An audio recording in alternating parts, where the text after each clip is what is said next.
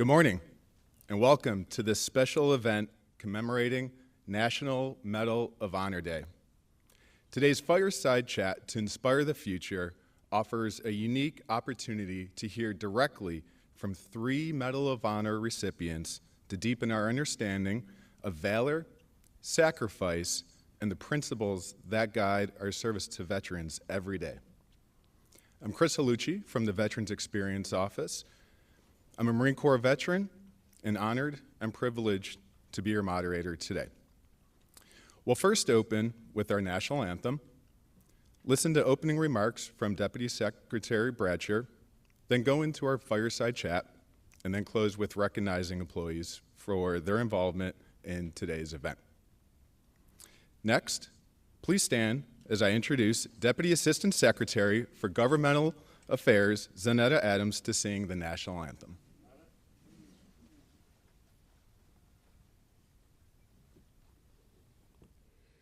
Oh, say, can you see by the dawn's early light what so proudly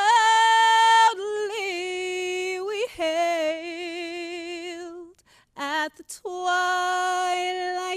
last gleaming, whose broad stripes and bright stars through the perilous fight o'er the ramparts we watched were so gallantly streaming, and the rocket's red glare, the bombs bursting in air, gave proof through the night that our flag was still there. Oh, say, does that star-spangled banner yet wave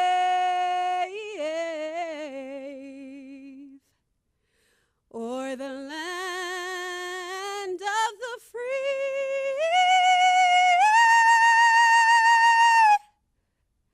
and the home of the brave, the brave.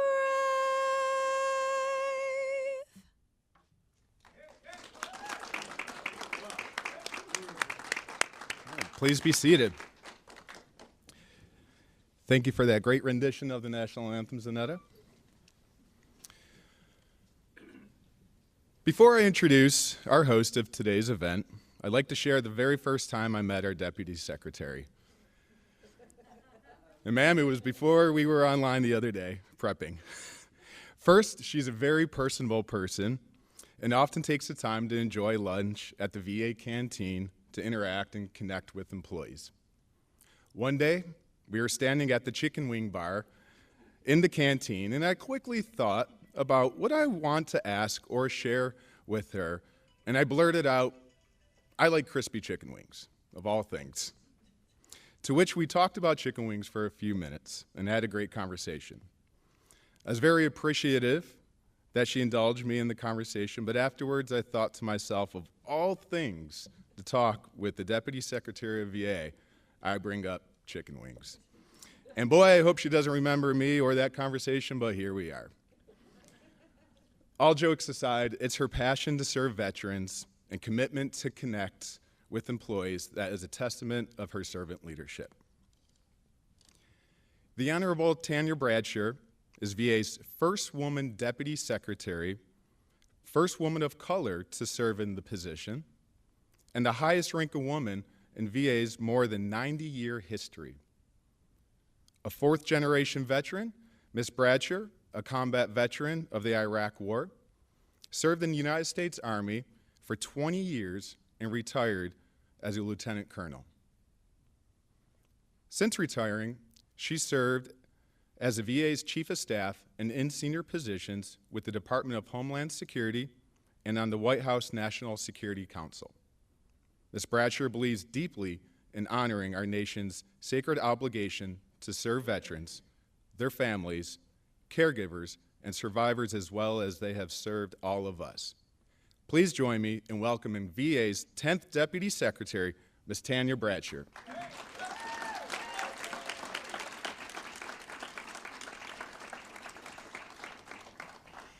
So for folks who know me well, they know I talk a lot about chicken. And the tip is if you're ever at the Atlanta Medical Center, they have a chicken bar, and it is amazing. So I love eating at the canteen and can't think of a better place for us to be able to not only meet our VA employees, but as well as to meet our veterans. And so good morning and welcome everyone. For those of us joining online, good morning to you as well. Today is National Medal of Honor. This commemoration was established in 1991, and March 25th was chosen because on that date, in 1863, the first the Medals of Honor were presented to 6 Union soldiers of the American Civil War. 161 years later, it's a great honor for me to spend time and share a stage with 3 Medal of Honor recipients. Retired Colonel Harvey Barney Barnum, United States Marine Corps, Medal of Honor recipient from the war in Vietnam. You raise your hands so we can properly recognize you.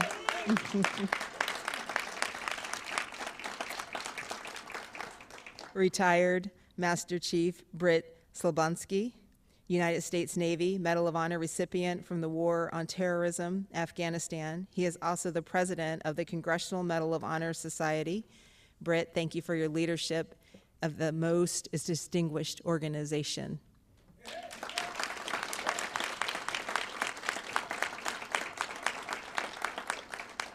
And former Staff Sergeant Ryan Pitts, United States Army Medal of Honor recipient, also from the War on Terrorism in Afghanistan.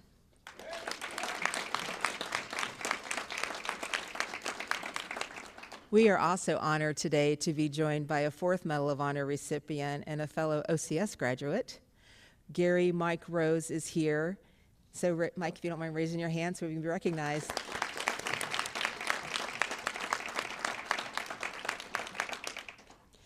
We are so deeply appreciative of these men for joining us here today. They are always busy, and this trip to Washington is no exception. In addition to joining us for today's event, they also will be laying a wreath at the Tomb of the Unknown Soldier at Arlington National Cemetery this afternoon, conducting their Medal of Honor Society Citizen Honorary Awards Dinner this evening, which I look forward to joining, and conducting Medal of Honor Summit on Capitol Hill tomorrow. So please join me in a round of applause for all of these heroes who've so generously given their time to be with us today.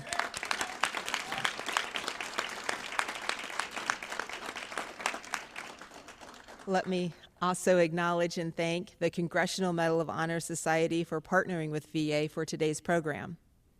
Veterans in attendance from the Armed Forces Retirement Home and Veteran Affairs Medical Center here in DC, please raise your hand so we can recognize you.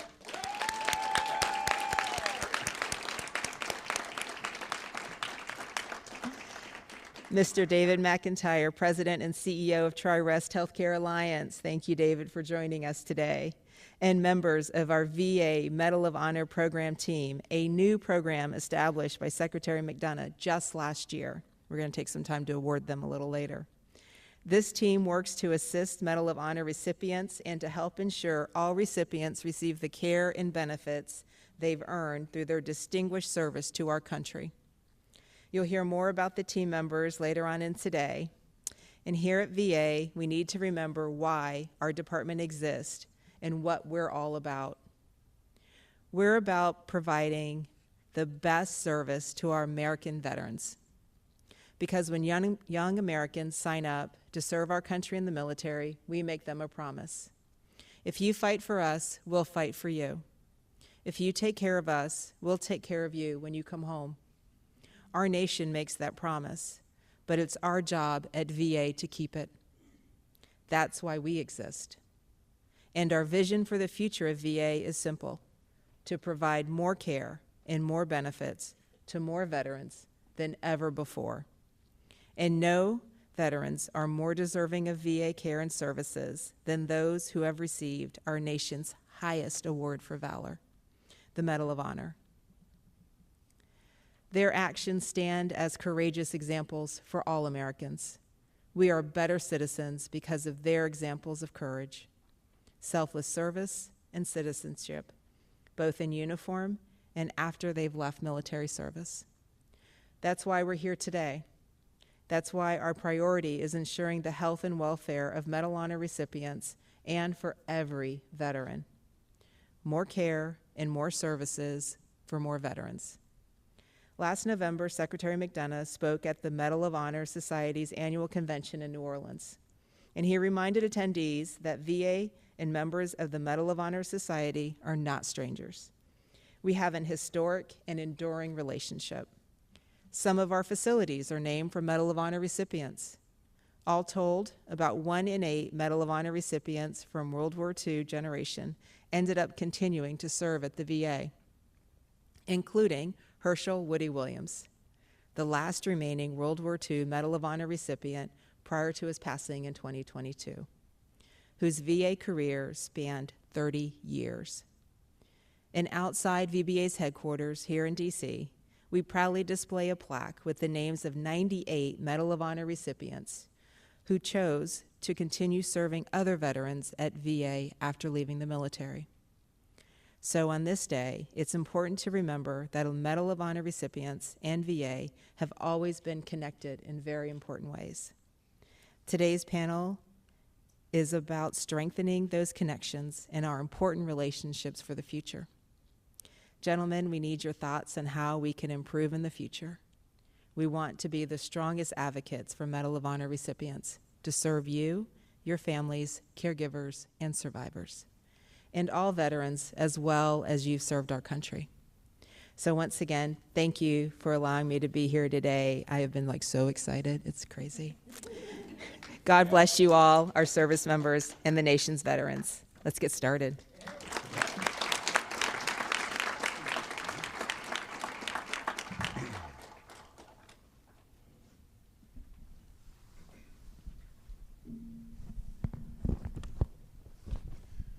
Okay.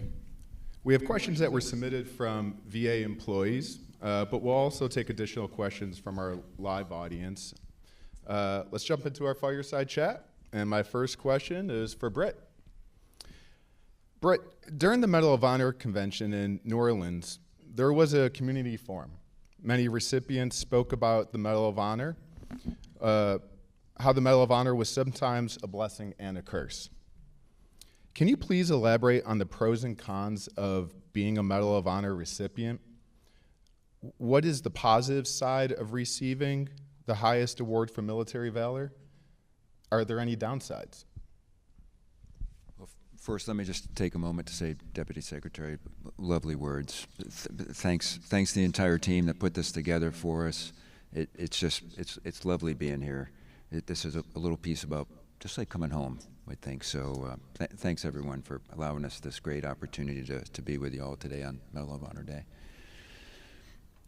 So the Medal of Honor, to me, tell you a little bit what it means to me. It's a little uncomfortable place when you get the call and say the medal's coming your way. My first reaction was like, no. Right? Let me tell you about my teammates that were with me, those that were to the left and the right of me, those that followed me that day, those that perished on the mountain with me, severely wounded. I mean, we were a team of people. So when I think of the medal, there's the DNA of so many other people is embedded in that medal. You think of those that trained us, right? All of us that served, somebody trained you to do those difficult jobs. Their DNA is embedded in that as well, too. I think the very metal of the country is embedded in the medal itself. So that is a little bit of the responsibility of being a recipient, to tell those stories of your fellow teammates that were with you, and to tell a little bit, represent a little bit of what the country really represents. So that's what being a Medal of Honor recipient means to me. But the best part about it, I would say, is getting to meet some of the great people across the country. We do events like these, and we spend a lot of time with veterans and our fellow citizens. And to me, that's some of the best part, particularly when we go talk to children. It's just amazing.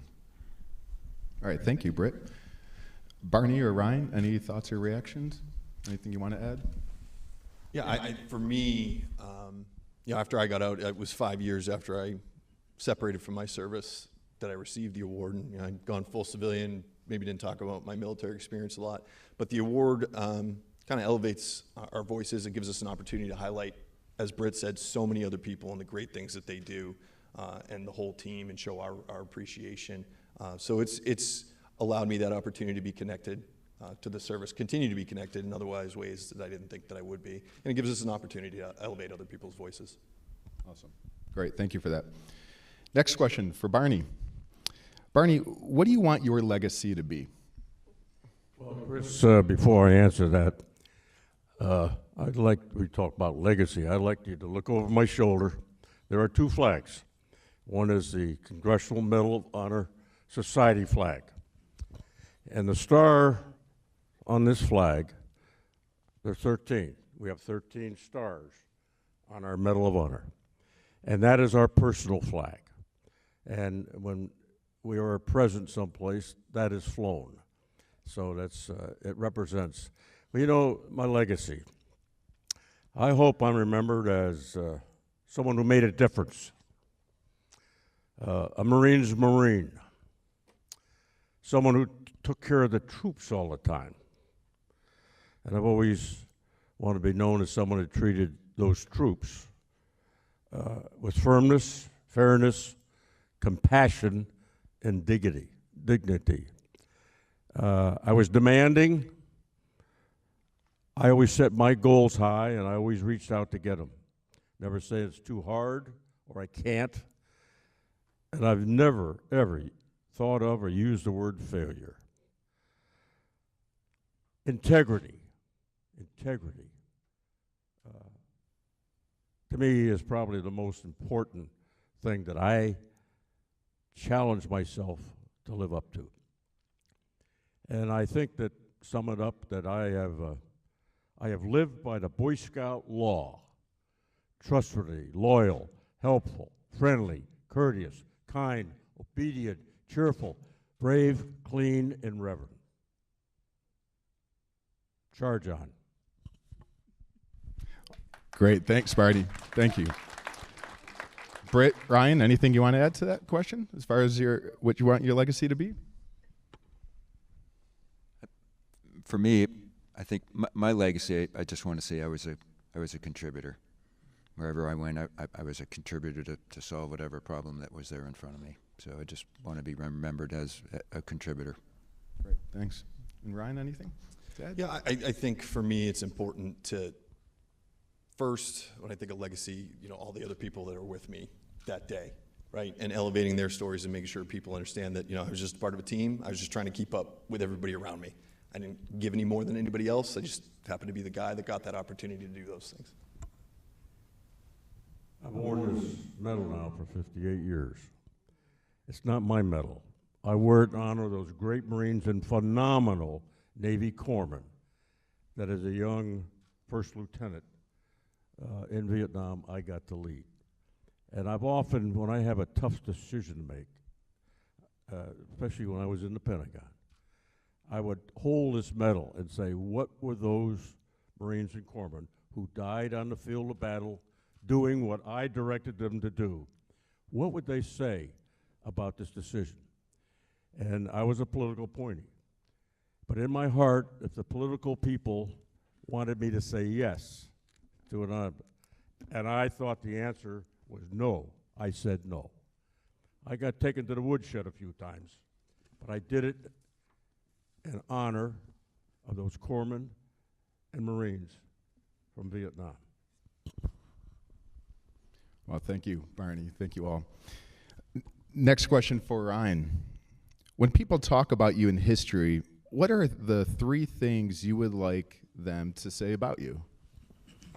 Well, funny, I would hope that they don't say anything about me. You know, our position, good, bad, or otherwise, is kind of cemented in history once we receive the award. So I hope that it's the guys that I serve with and what we did as a team that history remembers, you know, specifically the 9 that we lost that day: Sergio Abad, Jonathan Ayers, Jason Bogar, Jonathan Brostrom, Israel Garcia, Jason Hovader, Matthew Phillips, Pruitt Rainey, and Gunners Willing. I think, secondly, again, not about me, but I hope that, you know, it kind of ties into legacy, that I can leave a wake behind me where I've made an impact, a lasting impact for other organizations and other veterans of empowerment. Just 2 out of 3. Okay, great. Thank you, Ryan. Barney, Britt, anything you would like to add? No, I think that says it all. Sums it up. I agree with him. The contributor. Great. Okay, I think we have a couple of questions from our audience. Hi, good morning. So what is something since becoming a recipient that you have been able to do, some type of an opportunity that had you not been a recipient, you wouldn't have otherwise gotten to do? What was one thing you got to do as a recipient that you would otherwise not have been able to do? Be here today.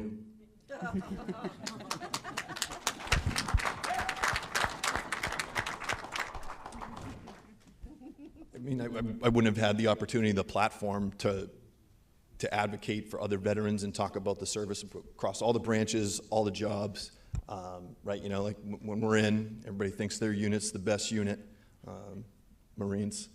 That's true. We are the best. But to recognize that it's a team, it's a giant machine, and these wars are won and battles are won by people that touch the battlefield, but also the long line of people doing all the things every day that just doing their jobs that they don't get recognized for. That's what wins wars. Absolutely.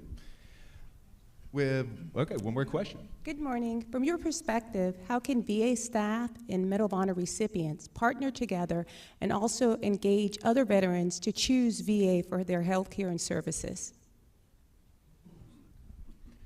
Well, first I got to say, you have to take the step. As a veteran, you have to take the step and get the care. Sign up, trust the team.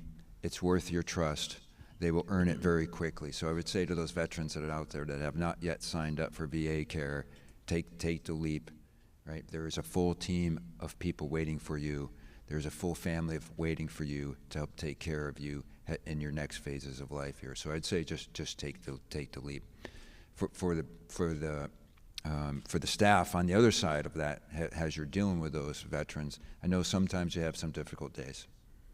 I know you do, right? This is a very human business, and we can't forget at the end of the day that this is all that we do, right? From the military side, those are humans there that volunteer to put the uniform on.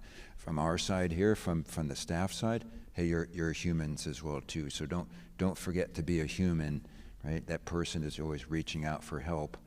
They have some problem that you can just help them through whatever challenges they may face. So I would say just continue to do what you're doing, continue to be humans, engage with each other, and then with that mindset, there's not a problem that you can't overcome. Great, thank you. And Barney, Ryan, anything you want to add, or Deputy Secretary, you want to add to that? Well, the VA's been very good to me, and I can hear what's going on in here. I respect all veterans. And they earn that title, veteran, by wearing the cloth of this great country. And we owe them the best. We all know there's been some tough times in the VA. There's been some people who didn't do what you expected them to do, and they got fired. That makes a big impression on the veterans.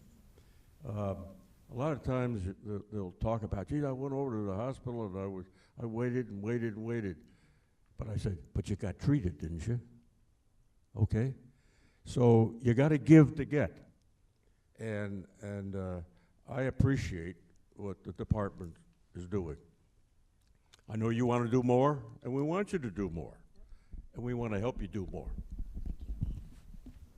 Thank you. I got out of the Marine Corps in 2004, and took me until I became an employee of VA to actually seek to get some benefits. So absolutely wish that I would have done it a lot sooner.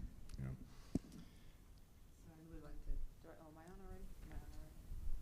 I don't think I'm, oh, there we go. The only thing I want to add is with the PACT Act, we have the opportunity to bring in more veterans than ever before. It is a huge expansion. And so especially those 9/11, Afghanistan, Iraq, Gulf War, Vietnam, those that were exposed to toxins even while they were in their bases at home, we just have a phenomenal opportunity. So if you are someone who works at the VA or out there watching, we really want to encourage you to apply to get the benefits you so richly deserve. All right, next question. This question, we're going to go to some additional employee submitted questions. This question was submitted from retired Command Sergeant Major Will Valier. And this goes for any of you gentlemen. What inspired you to join the military? Well, I got to tell you, senior in high school, and, you know, I didn't know what I was going to do. I was thinking about the military. Parents want me to go to college. So, career day on my senior year, all the senior boys are in the auditorium, and the recruiters are in. Marine Corps, Air Force, Army, Navy, Air, and the Army recruiter gets up, starts to speak, and there's catcalls and whistles in the audience. In the Navy and the Air Force, the same thing. This old grizzly gunnery sergeant, Marine, stood up and slapped his hand on the table and said, "There's no one in this room that I want in my Marine Corps." And then he began to chew out the faculty in the back of the room for letting the boys get out of hand. Picked up his stuff and walked off the stage. Wow. On the way out of the auditorium, I see him packing up his stuff. And I went over to ask him a question. I don't remember what the question was, but I thought, here's a man who's mission-driven, doesn't take anything from anybody, and he's just a dedicated professional. Called a spade a spade.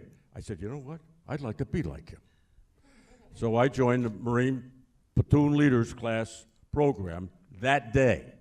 Went home and told my parents, and they said, "I thought you were going to college." I said, "I am." The program is for college students that don't have a ROTC or Army ROTC on their campus. And you go to Quantico, Virginia, 2 summers, and that's the boot camp for officers. And then you go to officer school. So I was commissioned a second lieutenant upon graduation from St. Anselm College in Manchester, New Hampshire. And the rest is history. Thank you for sharing. And Britt, Ryan, anything you want to contribute? Yeah, I mean, selfishly, my inspiration was called the GI Bill. Like Barney, I didn't know what I wanted to do. You know, I came from a humble family, you know, blue-collar workers. My family would have supported me going to school, but I knew that, you know, I wasn't going to be the best steward of their resources at that time in my life. But I also did have the desire to serve. You know, and I looking back, I wish that it had been more altruistic. I wish that it had been just that sense of patriotism. But you know, you put the uniform on, you meet people that join for all different types of reasons, right? You know, and I was blown away to see that people would come and fight for this country from other countries just to become a citizen, right? Some wanted adventure, some of them was legacy. Really, the reasons that we join almost don't matter as long as you become dedicated to the team when you get there, and you're dedicated to each other and the mission. And service is just an incredible thing because you get so much more out of it than you give. You know, my fellow soldiers, everybody that I interacted with gave me so much more than I could have possibly imagined. And there's not a day that goes by that I don't miss my time in service. And that mission, that sense of purpose that we had every day. Thank you for sharing. Britt? That's way better than your mom sending you to the recruiters because the life you're living wasn't what she and your dad put you to college for. We probably would have gotten there. I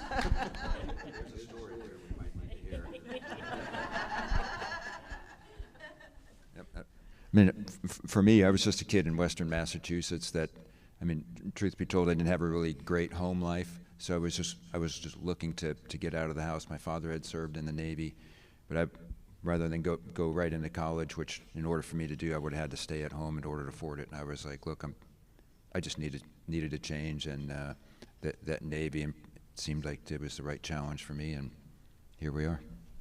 Yes, similar story. Wasn't sure how I would do in college, drove my motorcycle down to recruiting station, signed up. They still tried selling me. I'm like, I'm good. I'm just going to sign up. Went home, told my mom, signed up for the Marine Corps. Went to boot camp, 17 years old, finished boot camp when I was 17, and loved every minute of it. But it's these different stories of how we get in and why. That was a good decision you made, by the way. Absolutely. If I was going to do it, I was going to do the best. Right, absolutely. Oh, boy. There we go. There we go. Every time. All right, next question submitted from Richard Martinez. Can you share a defining moment or experience from your service that had a lasting impact on you?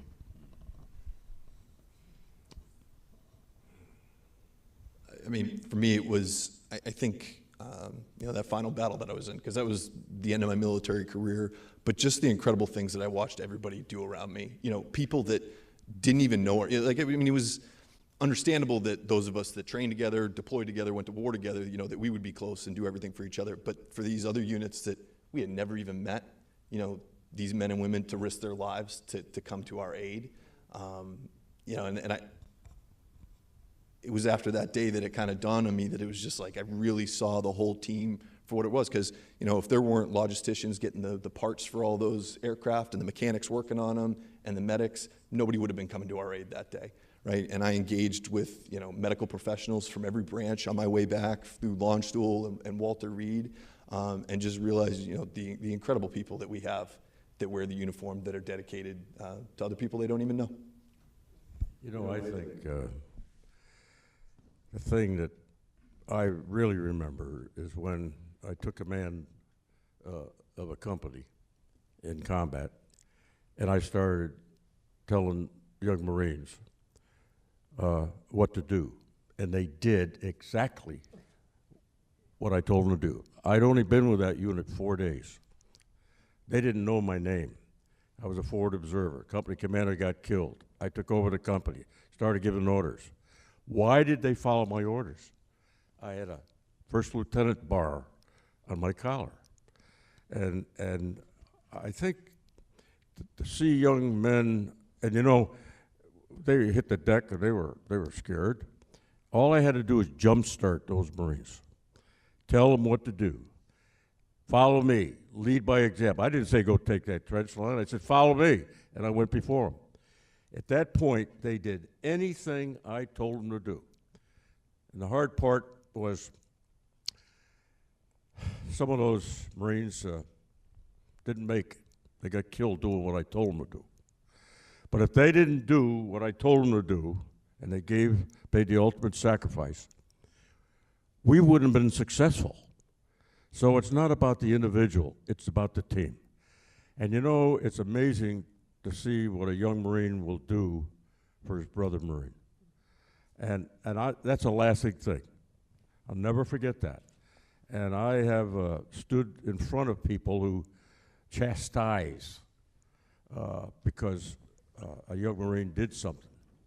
But he did it because of his training. He did it because he was told to do it. And if we didn't come together that day, I wouldn't be sitting here today. So it's one team, one fight, is I hear my army buddies use, but that's what it's all about. Service before self. You're not thinking of yourself. You think of the mission. The mission drives everything. But I also got to tell you, survival of the fittest is a strong motivator on the field of battle. So, but I think that was a defining moment. And that told me I ought to stay in this Corps, and became a way of life, not a job. And I always was an advocate for the troops. And that's rewarding. The most rewarding thing for me was to tell troops, either in war or peacetime, This is what we got to do. Step back and watch them do it. Give them a little guidance, and it's amazing what they'll do when you give them the lead. Yeah. Thank you. That was very powerful. Thank you. Britt, anything you'd like to add? Yeah, I echo those sentiments that the whole process of just being in the military, I can't say enough positive things about it.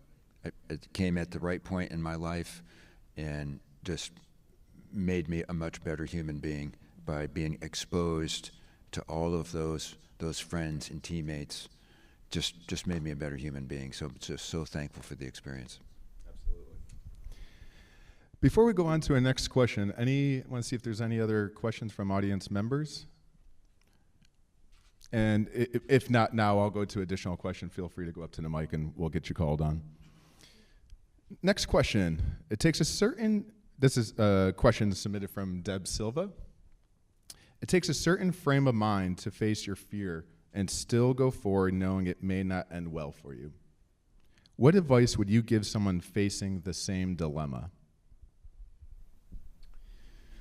Well, for me, if I were to take you back to that moment when making the decision to go and do the Medal of Honor action, this was about trust in my teammates, right? I knew we were facing a difficult challenge, insurmountable odds, and maybe some of us wouldn't be coming back, but I had absolute faith in them, kind of had Barney alluded to.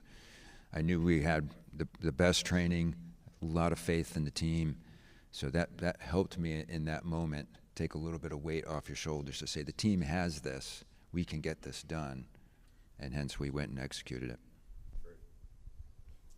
Barney, Ryan, any thoughts to add? Well, it's all about your training. That's, we train some more. So when the flag goes up, you get shot at, I know what he's going to do, he knows what I'm going to do, I know what you're going to do, and I know what everybody, it's like, that day that I took over that company, I was walking down the field as a member of a football team, and I'm a lineman. Linemen don't get much credit. When that company commander was shot and died, and I took over, I went from being a lineman to being a quarterback. And I called the plays. And I knew what plays to call because I'd only been out of basic school 3.5 years. It's like the football team. You practice all week for the game on Saturday. And when the quarterback says 34A on 3, everybody knows what they're going to do. You know what you're going to do? We do it. And together as a team. If we don't work together as a team and open up that hole as a football team, you're never going to score. So, and the Marines that I led were like that football team. They had trained and trained and trained, and I knew what training they'd had, even though they didn't know me, and they had trust and confidence in me. So it's all about team. It's not, there's no I in the word team. Remember that, okay? Yeah, I mean, for me, courage isn't the absence of fear, it's the ability to move forward in the face of it. And, sometimes you can find that in yourself, but, for me on that day, it was also looking around at everybody around me. These young kids, I was wounded, the other NCO at my position was wounded, and like Barney was saying, it's that training, right? It becomes muscle memory. It takes kind of the thinking out of it. There were times where it was just, I was looking around at the resources I had, what I had been taught, and then just trying to make that next impact. And drawing on that courage from those around me, right? There were 9 guys that day that died fighting. I felt it was my responsibility to at least try and match their commitment.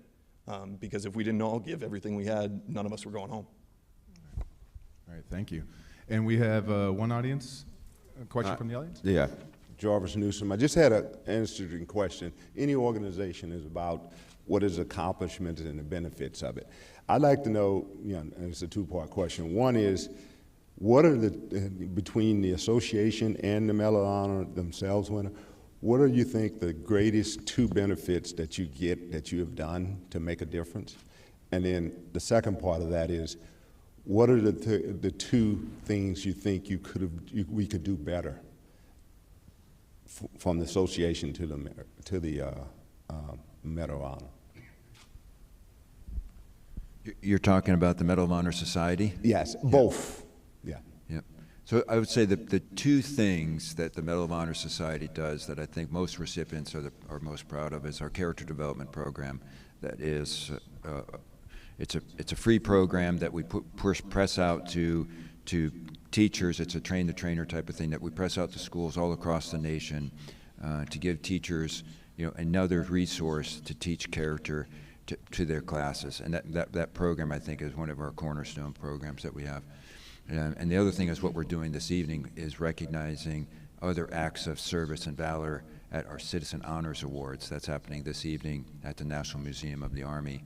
And that is just an incredible event when it's us as recipients get to recognize in citizens great acts of courage, valor, and service to our fellow citizenry. So those are the two things that we do that I think are really very important to us as recipients.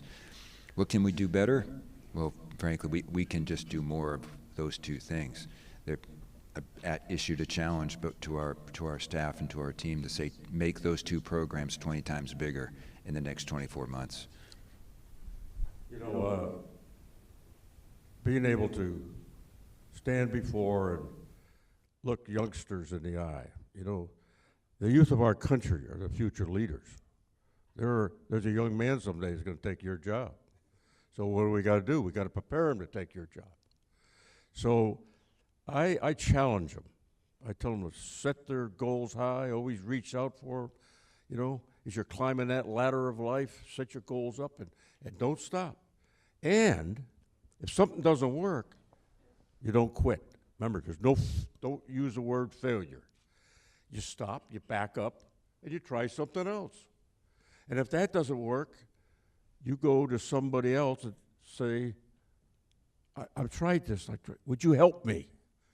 Don't be afraid to ask for help, whether it's mental health, physical health, or getting the job done, because you're going to find someone out there who's been there and done it. So we got to take care, really push the youth of our country and get a little more discipline in their lives, moral and I just, the morals of our country are going to hell in a handbasket. We got to grab them by the stack and swivel and rein them in and talk to them like that. I think our youth likes to know that someone cares and they're listening. And the other thing, when you're dealing with youth, say a few things and sit back. Let them talk. Let them talk. And then you respond to them. A problem that a young kid has got, he thinks it's this big. And you find out about it. To you, it's that big. So, but to him, it's a big one. So you got to know how to guide, kick in the butt, get them going, and put reins on them. So I think we got to be a little more firmer with the youth of our country. And you know what? I think they respect that. I think they want it because it shows we care. All right, Gary? All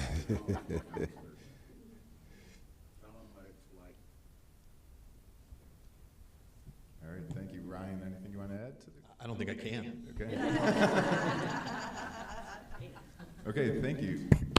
Thanks for your question. Absolutely. All right, we have one more audience question. Sonetta? Yes, so thank you all for your service. You all have gone through some harrowing situations, and you talked about what you pulled from to get through those situations. My question is for what have you pulled from afterwards to keep going? What strength or what thing inside of you has helped you going to be able to do the advocacy work that you're doing and to be an inspiration to other people?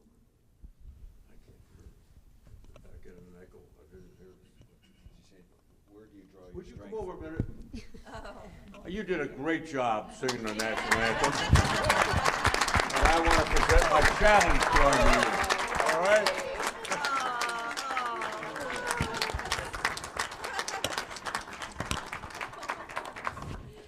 Zanetta, would you mind just re-saying your question? So would it be easier if I said, can you hear me? Yes, now I can. All right, so what strength did you draw from to continue? What strength have you drawn from to continue going forward? We know that, many of our service members struggle with you know, once they get home and in their thoughts, they're just there, and they don't get back out and start serving and doing things. What have you all pulled from? Well, you know, I think it starts with your mom and your dad, your priest, your coach. You know, when you build a house, you have to have a strong foundation, okay? The foundation is your youth, your mom, your dad, the priest, your football coach. And then you start to put walls up, okay? That's your schooling. And then at the end of your schooling, or at the end of building this house, you put a roof on it. Well, if you don't have a strong foundation, the walls are going to fall down and the roof's going to fall down. So we got to start and make sure we got a strong foundation with our children, with the leadership of the country. And I use that analogy with some kids, and you know what, they understand it. Because oftentimes we're talking to children, and we're talking like we're talking to each other, and we're over their heads.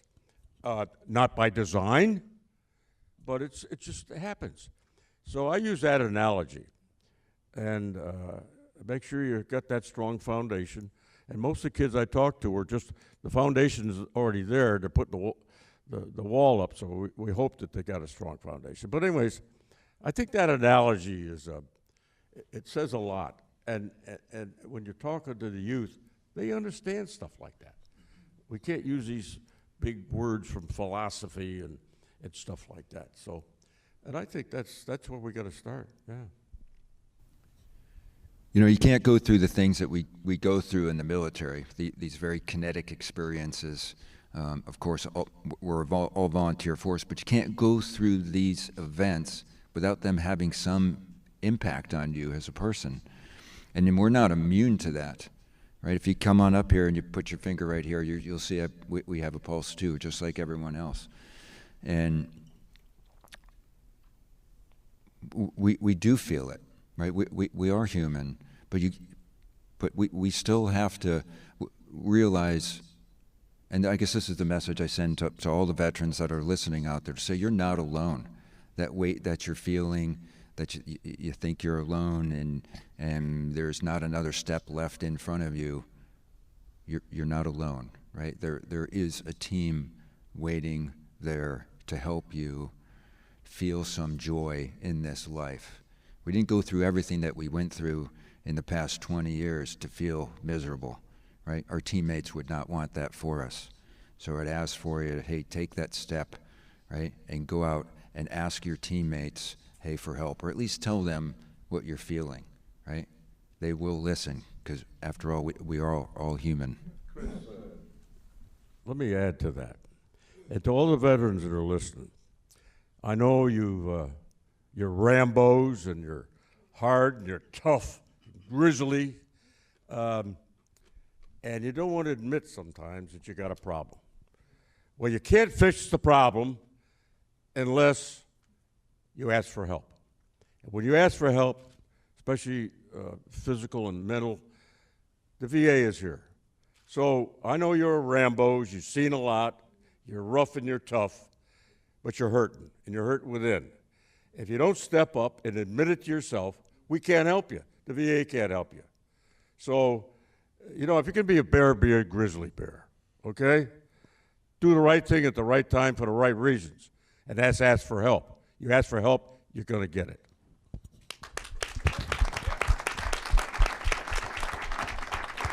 I want that clipped out.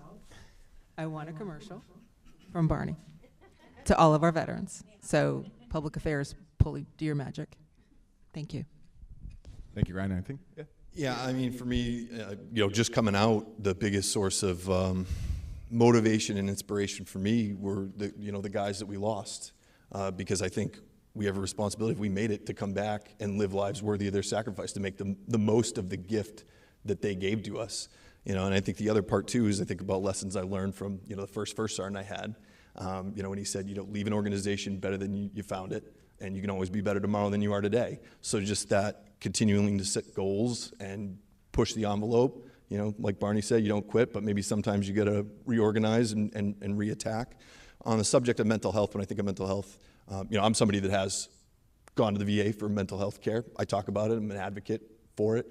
I encourage veterans, when comfortable, talk about it. That's how we normalize it, right? It's just an invisible wound, right? And I think when you go get help and then talk about it, you still have an opportunity to lead in that sense and inspire others and tell them it's okay, right? I look at it as it's that 10-foot wall in basic training that everybody's got to go over. You're not getting over by yourself. Somebody's got to help you up there, and that's okay, because we didn't do anything in the service on our own. We had a team around us, but you go and getting that help puts you on the top of the wall. Now it's your turn to turn around, lower your hand, and pull somebody up behind you.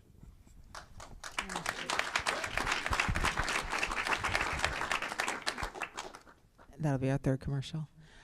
I was privileged when I was at the White House to participate on the actual Medal of Honor ceremonies and behind the scenes, getting folks prepped, getting them over to do their first media tours and all of that. I had one recipient in one of the meetings say, "You're asking me to relive the worst day of my life over and over again." How do you balance that piece of such a hard day and being able to do the advocacy afterwards? And I hope we give you time to work through that process. Well, none of us like to sit and hear our citations read, because it does remind us of the worst day. But we go forth and we let it happen, because if we can, through reading our citation and then talking with us, if we can help one person in this room, today is worth it, okay? One veteran out there, if he says, you know what, I'm going to go to the VA because I got this problem, it's worth it. If I talk with 300 kids in the room, if I get through to one of them, I'll let this all happen because we use it as a tool to get everybody else's attention. And it's pretty hard when everybody's patting you on the back all the time, okay? And it gets emotional. But if we're not being used, but if we are an avenue to get through to people, to help them to be a better American, healthier American, then we're willing to do it. All of us. Everybody. 63 living recipients. They're willing to do that. There's a few that don't. They don't go out and speak. They're very private. And they hold that dear to their heart. But they've done as much for this country as we have. And so we got to respect that. And we do. Fellow recipients respect those who don't want to come out. And then I tell people who keep trying to get them to do something, I say, whoa, okay, that's it. He said no. The answer is no. No means no. So it's a tough thing. But it helps us do the right thing and help other people. And it's all about us, okay? We're America. This is America. And those kids that we talk to are the future leaders. They're going to be the admirals, the generals, the congressmen, senators, doctors, firemen, policemen. So, again, that strong foundation and strong walls. So we just got to move out smartly all the time, okay? All right, thank you, gentlemen. That was very touching. Thank you. We have time for, I think, one more quick question, and kind of on the light end. This question was submitted from an anonymous employee, but we all love to share our military stories and experiences. What would be a favorite story of the military experience that you guys would like to share, or anything at all as we close our fireside chat? Okay.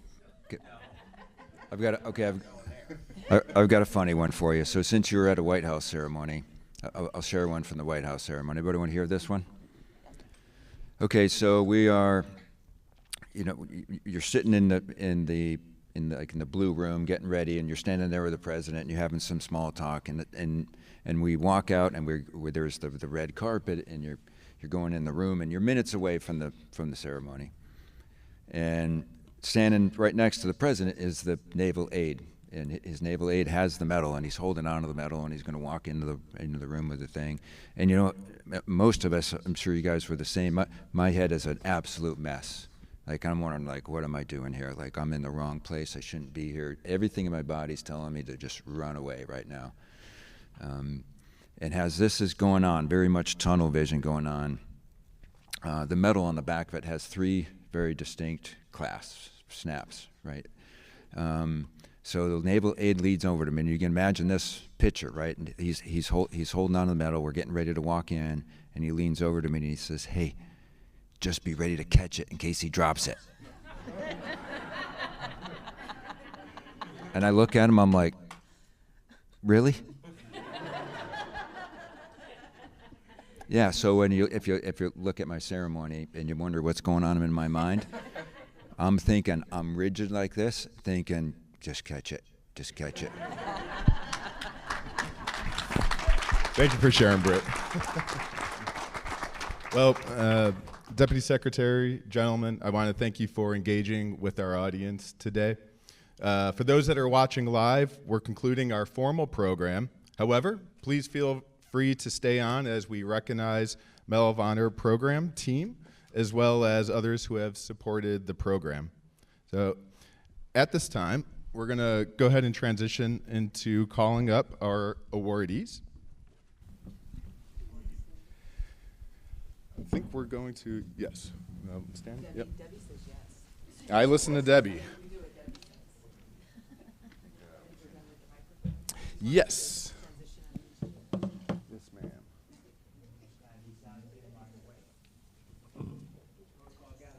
Okay, I'll stop. I can't help it. I can't help it.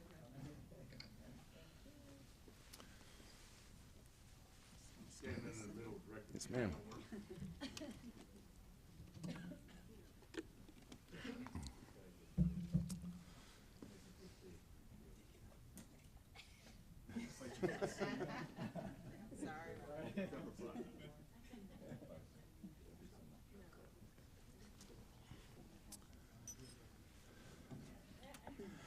Okay.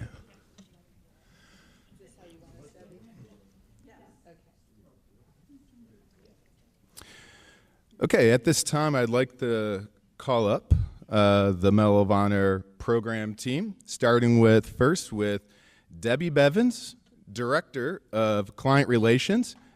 And Al Bevins, your daughter Debbie, says hello.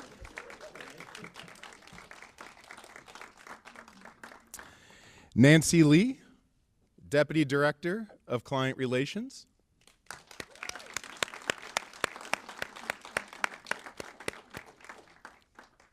Jennifer Kogut, National Director, VA Social Work.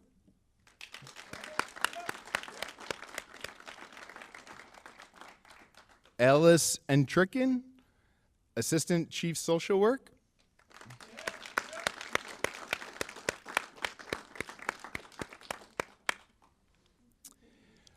Annette Field, Executive Director at Duchamp.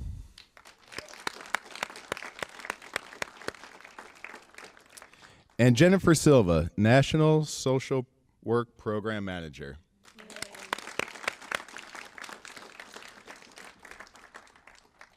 And the citation reads, in recognition of outstanding contributions to the Department of Veterans Affairs, Medal of Honor Recipient Program, your unparalleled leadership across the organization and exemplary dedication to duty was invaluable in establishing the VA Medal of Honor Recipient Program, ensuring our nation's heroes and their families receive world-class, exceptional care. Your selfless service has contributed to VA's mission to care for those who have borne the battle and reflects great credit upon you, the National Social Work Program, Care Management and Social Work Services, the Veterans Experience Office, and the department. Congratulations to you all.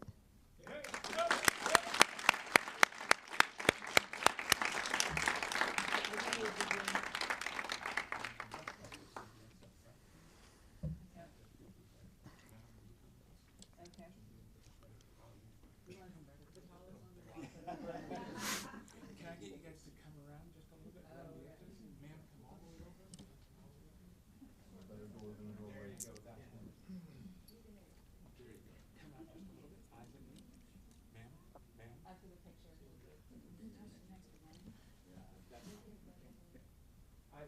Great, thank you. Ready, one.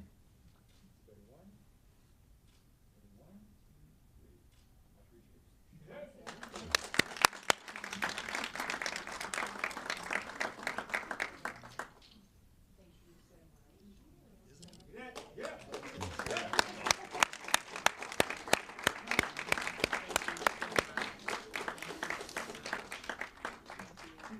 So really fast, when we had Britt come and we had the Medal of Honor recipients come by and tell us what they needed, this team within weeks pulled together and said, we got it. And they just, with the help of VHA, with the help of VBA, just absolutely did a phenomenal job and reached out to each and every Medal of Honor recipient. And it is indeed an honor and a privilege, and so grateful to assist the society in providing for our veterans. And so the other piece is we had veterans, Medal of Honor recipients throughout the country who weren't connected with their medical centers. And so we were able to identify which medical centers actually staff them, and being able to make sure when they walk in that they were identified and the staff knew exactly who they were. And so if you ever have any issues, let us know. But it's just an honor and a privilege. And I'm just so appreciative to the team because they really just pulled it together so fast. So thank you. Go down on behalf of all my fellow recipients for doing this, get together as a team, and making it happen. Present you my coin.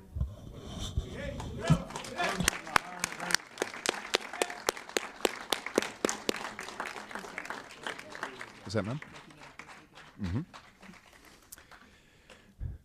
In addition to our awardees, I would also like to give a special thanks to the following for their instrumental support as the department's champions for the Medal of Honor program team and the development of the Medal of Honor program. VA Leadership, Deputy Secretary Bradsher, John Borsler, Veterans Experience Office, and Dr. Steve Lieberman.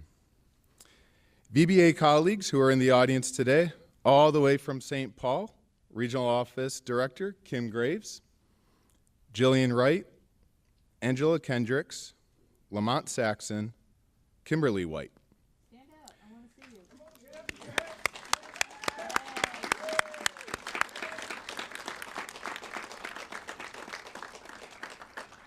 And of course, the Congressional Medal of Honor Society, Britt Slabinski and Jane Barnes.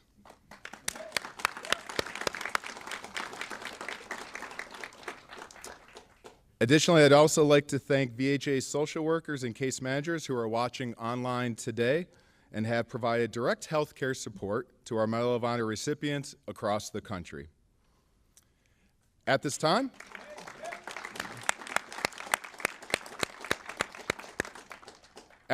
I would like to ask Britt to come up.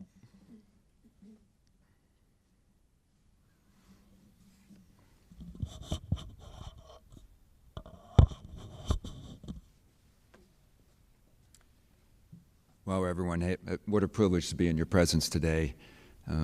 Deputy Secretary, the Medal of Honor team, everyone listen, I just want to say, I speak on behalf of all the recipients to say we truly believe that we're nobody special, right?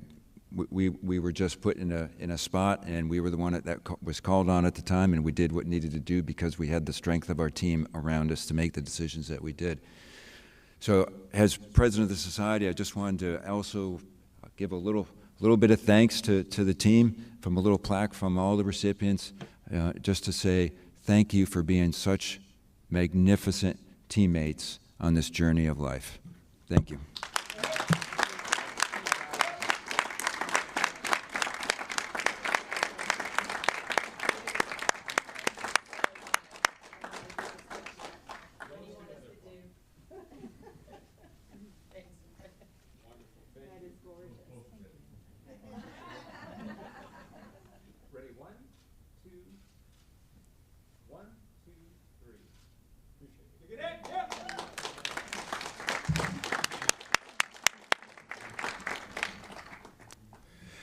And before we conclude our event, I would like to thank Deputy Secretary Bradsher for attending, and a special thank you to our panel of Medal of Honor recipients for sharing their experiences, insights, and words that inspire us all. Thank you for joining, and thank you for your service. Have a great rest of your day, everyone.